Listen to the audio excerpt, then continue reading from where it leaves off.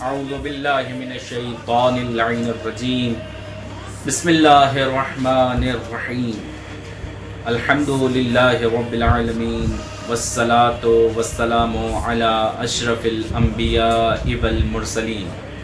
اما بعد عزیزان گرامی قدر، گفتگو ہو رہی ہے شہداء کے متعلق، کیونکہ ماہ مبارک محرم شہادتوں کا مہینہ، ایثار کا مہینہ، قربانی کا مہینہ.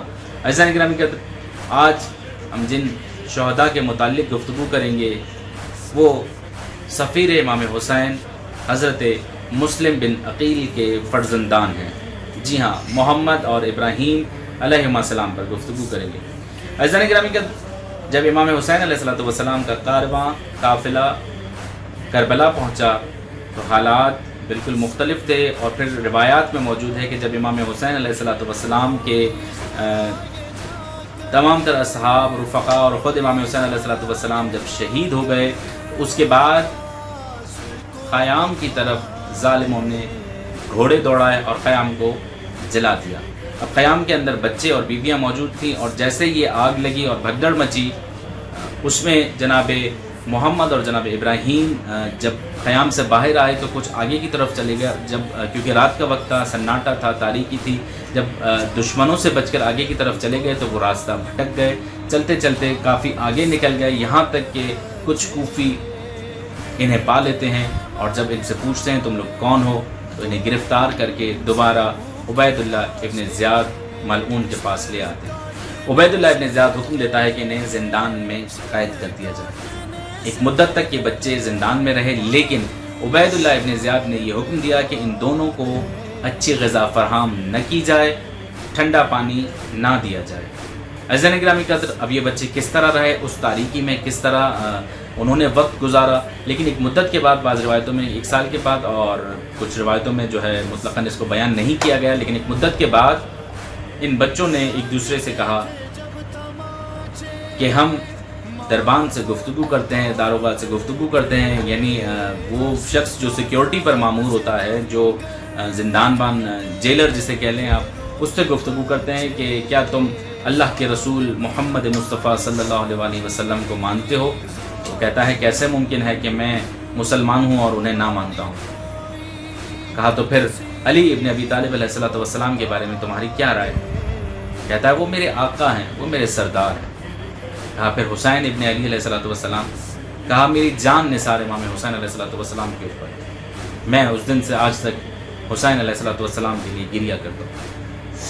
اور پھر جب بچوں نے یہ جان لیا کہ اہل بیت سے آشنا ہے، اہل بیت کا محب ہے، تو انہوں نے پوچھا جناب مسلم بن عقیل کے بارے میں تمہاری کیا رائے؟ یہ سوال سننا تھا کہ دربان جیلر یہ کہتا ہے کہ آخر اتنے سوال کیوں؟ آج تک تم لوگوں نے کبھی مجھ سے کوئی سوال نہیں کیا، آج اتنے سوال کیوں؟ کہا اگر ہمیں جان کی امان ملے تو ہم تمہیں حقیقت سے آشنا کریں.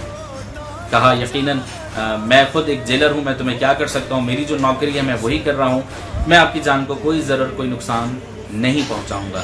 جب یہ سنا تو بچوں نے کہا کہ ہم مسلم بن عقیل کے بیٹے ہیں. بس یہ سننا تھا کہ جیلر زمین پر بیٹھ گیا اور کہا کہ شہزادو مجھے معاف کرنا، اپنے اجداد سے میرے لیے معافی طلب کرو، مجھے بالکل پتہ نہیں تھا کہ آپ لوگ کون ہیں، میں تو حکم کی تعمیل میں تھا، مجھ سے جو خطا ہوئی میں اس کی معافی چاہتا ہوں.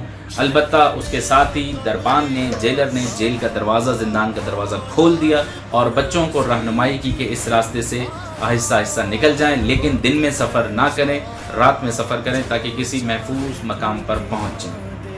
اب اس کے بعد جیلر نے جب انہیں آزاد کیا، ایک لمبی داستان ہے اور اس میں تاریخ نے ایک طویل جو ہے اس کے بابت گفتگو کی ہے کہ جیلر کے ساتھ کیا ہوا. یقیناً آپ سب جانتے ہیں کہ جب زندان سے اس طرح کے بچے چلے جائیں جو سخت سیکیورٹی میں ہوں تو پھر جیلر کے ساتھ کیا ہوتا ہے، میں اس کی طرف نہیں آتا ہوں. لیکن وہ بچے رات کی تاریکی میں جب سفر کرتے رہے، اور پھر روایت میں موجود ہے کہ جب دن کی روشنی ہوتی تھی تو وہ بچے درخت پر بیٹھ جایا کرتے تھے تاکہ کوئی انہیں نہ دیکھے. عزیزان گرامی قدر، بہت مشکل ہے کہ ساری رات انسان سفر کرے اور دن میں جو ہے درخت کی ٹہنی پر یا درخت کی شاخوں پہ اوپر جا کر جو ہے آرام کرے یا بیٹھ جائے۔ روایت میں ہے کہ پانی کے کنارے، دریا کے کنارے ایک خاتون موجود تھی جس نے انہیں دیکھا اور وہ ان سے پورا تعارف لینے کے بعد انہیں اپنے گھر لے آئی۔ بعض روایت میں اس طرح ملتا ہے کہ رات کی تاریکی میں انہوں نے دروازہ کھٹکھٹایا اور پوچھا کہ کیا ہمیں پانی مل سکتا ہے، اور پھر وہ خاتون نے دروازہ کھولا۔ بہرحال جب دروازہ کھولا تو خاتون نے انہیں اپنے گھر پہ پناہ دی، ایک الگ کمرے میں، الگ گوشے میں لے گئی، لیکن خاتون کا داماد جس کا نام حارث تھا وہ ایک اچھا شخص نہیں تھا، وہ ایک درباری شخص تھا یا انعام کی لالچ میں تھا، کیونکہ اعلان کر دیا گیا تھا کہ محمد اور ابراہیم جسے ملے وہ ہمارے پاس لے آئے۔ جب رات کی تاریکی میں یہ حارث ملعون اپنے گھر آتا ہے اور دروازہ بجاتا ہے، دروازہ کھٹکھٹاتا ہے، تو یہ خاتون دروازہ کھولنے میں تاخیر کرتی ہیں، تو چلا کر کہتا ہے آخر آج ایسا کیا مسئلہ ہے کہ دروازہ کھولنے میں دیر ہو گئی۔ خاتون کوئی جواب نہیں دیتی ہیں، لیکن یہ سمجھ جاتا ہے کہ ہمارے گھر میں کچھ چل رہا ہے۔ عزیزان گرامی قدر، رات کی تاریکی میں جب یہ بچے ایک الگ گوشے میں، الگ کمرے میں جہاں پر ایک اتاق میں رکے ہوئے تھے، ایک بھائی یا چھوٹا بھائی روایتوں میں ہے کہ ایک خواب دیکھتا ہے کہ امام حسین علیہ السلام، مولا کائنات امیر المومنین حضرت علی علیہ السلام، پیغمبر اکرم صلی اللہ علیہ وسلم اور جناب مسلم بن عقیل، جناب سیدہ، ان بچوں کو پکار رہے ہیں۔ اب یہ بڑے بھائی جگا کر کہتا ہے بھائی میں نے یہ خواب دیکھا ہے۔ دونوں گلے لگ کر جب گفتگو کرتے ہیں اور اس کمرے میں سناٹا، تاریکی، اتنے میں یہ ملعون بچوں کی آوازیں سن لیتا ہے اور پھر اندر آ کر پوچھتا ہے کون ہو تم اور ہمارے گھر میں کیا کر رہے ہو؟ بچے کہتے ہیں اگر جان کی امان پائیں تو بتائیں۔ وہ کہتا ہے ہاں بتاؤ کون ہو۔ بچے جب اپنا تعارف کراتے ہیں تو یہ ملعون مسکرا کر کہتا ہے کہ سبحان اللہ، موت سے بچ کر موت کے منہ میں آ گئے۔ عزیزان گرامی قدر، یہ ان بچوں کو گرفتار کرتا ہے اور پھر صبح ہی صبح نہر کنارے اپنے ایک حبشی غلام کو اور اپنے بیٹے کو لے کر پہنچتا ہے۔ روایت میں موجود ہے کہ یہ اپنے حبشی غلام سے کہتا ہے کہ پہلے ان کا سر قلم کرو تاکہ میں عبید اللہ ابن زیاد کی خدمت میں ان کے سر پیش کروں اور بہت بڑا انعام وصول کروں۔ عزیزان گرامی قدر، جب یہ حبشی غلام آگے بڑھتا ہے تو بچے اسے دیکھ کر کہتے ہیں کیا تم رسول اللہ صلی اللہ علیہ وسلم کے مؤذن بلال کو جانتے ہو؟ کہتا ہے یقیناً میں جانتا ہوں، میں تو انہی کے قبیلے سے ہوں۔ کہا تم بلال کو جانتے ہو تو پھر مولا کائنات اور مسلم بن عقیل اور امام حسین علیہ السلام کے بارے میں کیا رائے ہے؟ کہا میری جان قربان ان پر۔ کہا کہ ہم مسلم بن عقیل کے فرزند ہیں۔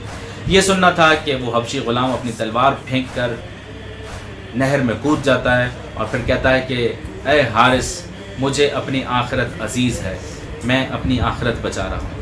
یہ سننا تھا کہ وہ غصے میں آتا ہے اور اپنے بیٹے سے کہتا ہے کہ ان دونوں کا سر قلم کر دو۔ جب اس کے بیٹے کو یہ پتہ چلتا ہے کہ شہزادے کون ہیں تو وہ بھی نہر میں کود جاتا ہے۔ اب یہ ملعون غصے میں آتا ہے، تلوار اٹھا کر دونوں بچوں کو پکڑ کر مارنے کی کوشش کرتا ہے، تو بچے کہتے ہیں کہ ہمیں موقع دیا جائے کہ ہم 2 رکعت نماز پڑھیں۔ مسکرا کر کہتا ہے کہ جو چاہے کر لو، یہ نمازیں تمہیں کوئی فائدہ نہیں دیں گی۔ عزیزان گرامی قدر، یہ 2 رکعت نماز پڑھتے ہیں، اس کے بعد یہ ننھے سے ہاتھ اٹھا کر کہتے ہیں یا اللہ یا رحمان یا رحیم یا احکم الحاکمین۔ یہ سننا تھا کہ اس نے ایک بھائی کا سر، یعنی ایک بھائی کو بالوں سے پکڑا اور اس کا سر تن سے جدا کرنے کے بعد جسم مبارک کو پانی میں پھینک دیا اور سر مبارک کو ایک جگہ پر رکھ دیا۔ جب دوسرے بھائی کو پکڑنا چاہا تو اس نے کہا کہ رک جاؤ۔ جب وہ رکا تو اس نے اپنے آپ کو اپنے بھائی کے خون سے لت پت کرنا شروع کر دیا۔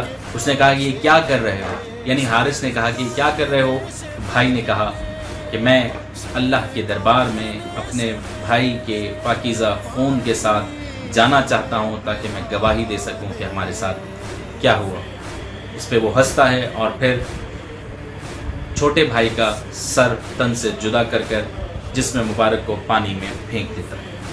عزیزان گرامی قدر، ان دونوں کے سر لے کر یہ دربار میں جاتا ہے۔ اور دوسری روایت میں ہے کہ مسیب نامی ایک گاؤں کی طرف جب یہ چلتے ہوئے آتے ہیں، ان کے اجسام جسم مبارک چلتے ہوئے آتے ہیں، تو وہاں کے لوگ، وہاں ایک کسان کام کرتا ہے، وہ ایک روایت اس طرح کی بھی ملی کہ وہاں پر یہ آواز بلند ہوتی ہے یا ایک ہاتف غیبی کی ندا آتی ہے جس سے یہ شناخت کر لیتا ہے یہ بچے کون ہیں، اور پھر ان کو کربلا سے کچھ فاصلے پر ایک شہر ہے وہاں پر دفنا دیتا ہے۔ اس کے بعد دوسری طرف یہ حارث ملعون دونوں بچوں کے سر لے کر دربار میں جاتا ہے۔ جیسے ہی ابن زیاد دیکھتا ہے تو وہ اپنے تخت سے اٹھ کر کھڑا ہو جاتا ہے اور کہتا ہے یہ تم نے کیا کیا؟ کہا امیر میں نے ان کے سر تن سے اس لیے جدا کیے تاکہ آپ مجھے بہت زیادہ انعام دیں۔ عبید اللہ ابن زیاد پوچھتا ہے کہ جب یہ بچے قتل ہو رہے تھے تو انہوں نے کیا کہا تھا؟ یہ کہتا ہے کہ انہوں نے آخر میں کہا تھا یا ارحم الراحمین یا رحیم یا رحمان یا ارحم الراحمین یا احکم الحاکمین، یعنی پروردگار تو بہترین حکم کرنے والا ہے۔ جب یہ سنا ابن زیاد نے تو کہا کہ اللہ نے تو ان کا حکم کر دیا ہے۔ ایک شامی کو حکم دیتا ہے کہ اس کا سر بھی اسی طرح تن سے جدا کر دیا جائے جس طرح اس نے ان بچوں کو قتل کیا ہے۔ عزیزان گرامی قدر، یہ تھے جناب مسلم بن عقیل کے شہید فرزندان اور ان کے قاتل کا انجام۔ پروردگار عالم سے دعا گو ہوں مالک ہم سب کو امام حسین علیہ السلام کے راستے پر چلنے کی توفیق عطا فرما۔ والسلام علیکم ورحمۃ اللہ وبرکاتہ۔